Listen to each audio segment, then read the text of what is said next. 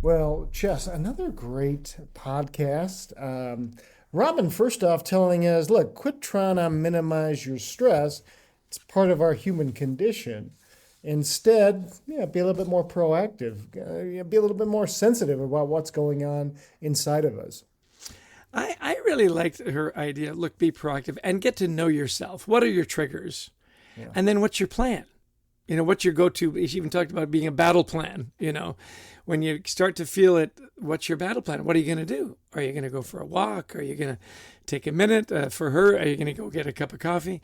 I thought that was really good. The idea of trying to have a stress-free environment is a ridiculous goal. It's never going to happen, Yeah, right? right. So manage it. And that was a really big takeaway for me. I like too this idea of who needs me right now to have my A game, Wasn't that great? Yeah. because we feel like, oh, I've got to be on for everybody. No, you really don't.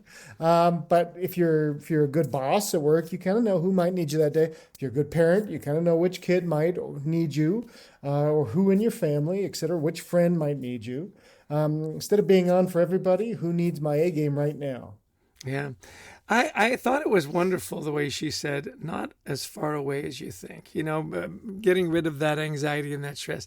It's not as far away as you think. Slow down, have a plan, go do something, get that little win, get that dopamine hit, go wash the car.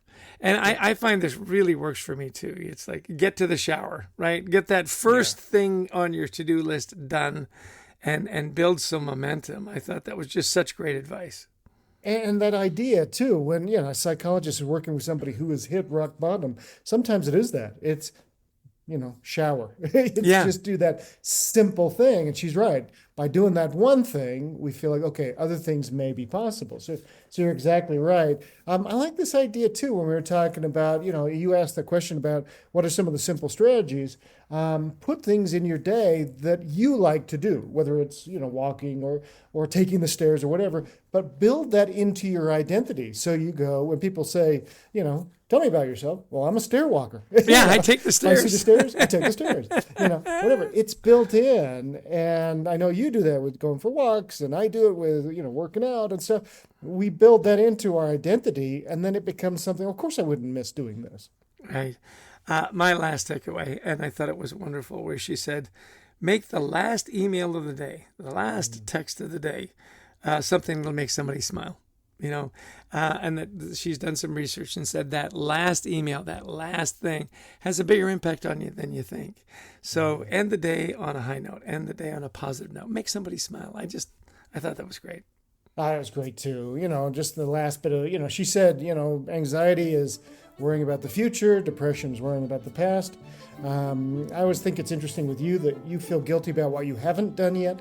Absolutely. It's kind of an interesting thing, kind of a mix. But you're a unique guy. So, hey, this has been just so great to learn from Robin and her new book, Stress Wisely. I want to thank all of you for listening in and allowing us into your ears, whatever you're doing. Taking a walk, working out, or driving. Big thanks to our producer, Brant Klein, to putting all this together, to Christy Lawrence, who helps find amazing guests like Robin, and to all of you listened in. If you like the podcast, please share it. We'd also love you to visit thecultureworks.com. Free resources there, including the first chapter of that best-selling book, Anxiety at Work. Yeah, and we love to speak to audiences around the world. We do it in person, we do it virtually, on the topics of culture, teamwork, resilience. Give us a call. We'd love to talk to you about your next event. Well, Adrian, I always give you the last word. So another great interview. Robin brought great energy, no pressure, but end us on a high note. Well, I'll end with the same words that Robin just used there. Be well. We wish you the best of mental health.